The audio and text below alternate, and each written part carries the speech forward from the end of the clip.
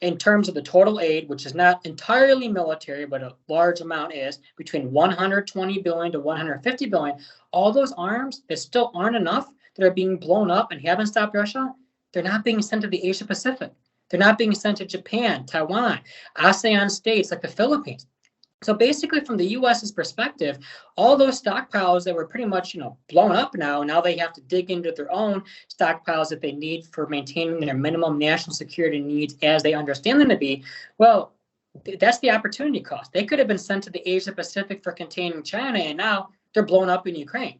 So I think that was also a misstep. U.S. definitely did not see things that way. That's why we have the $19 billion backlog in arms for Taiwan. There wouldn't be a backlog if they didn't have to continue arming Ukraine. They could have produced more of these weapons and focused on that. So this has kind of led to a situation where the U.S. continues to militarily contain China and the Asia Pacific, especially through supporting Japan's remilitarization, the expansion of its base agreement with the Philippines, and everything it's doing with Taiwan.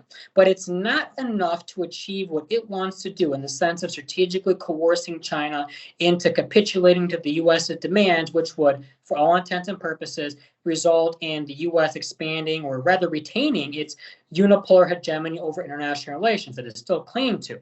So the U.S. kind of found itself in the dilemma. Basically, all sides found itself in a dilemma. Russia did not expect the conflict to go on for a year. Nevertheless, the Russian economy didn't collapse. Very impressive. The Russian financial ministry and everything else was able to manage the economic consequences very, very well. But at the same time, it has not been able to achieve its military and strategic goals in Ukraine, hence why it continues fighting.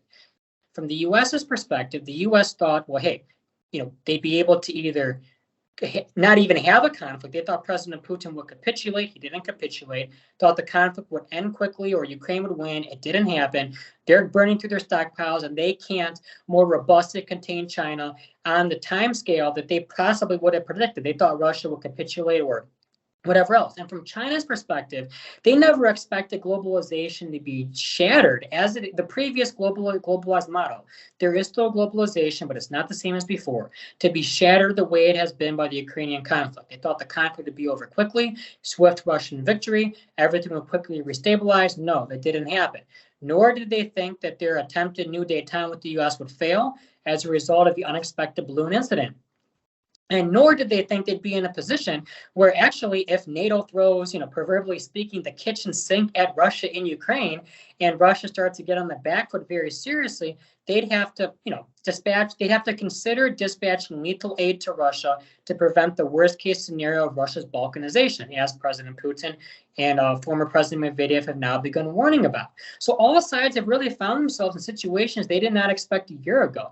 And that makes everything a lot more uncertain. But nevertheless, at the same time, I think because all sides find themselves in these dilemmas, for all the reasons I explained and other reasons, in a way, in a perverse way, it kind of stabilizes the situation, because nobody wants to really escalate in a crazy way because they're afraid of what's going to happen, because each escalation in their own way carries with it certain risks.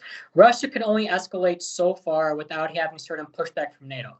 NATO can only escalate so far without Russia potentially responding by backing Russia in the most extreme scenario to the same extent that NATO is backing Ukraine, but at the expense of China having these sanctions and accelerating the decoupling with the West, which would be very disadvantageous for the Chinese economy that's still trying to recover from zero COVID and everything else.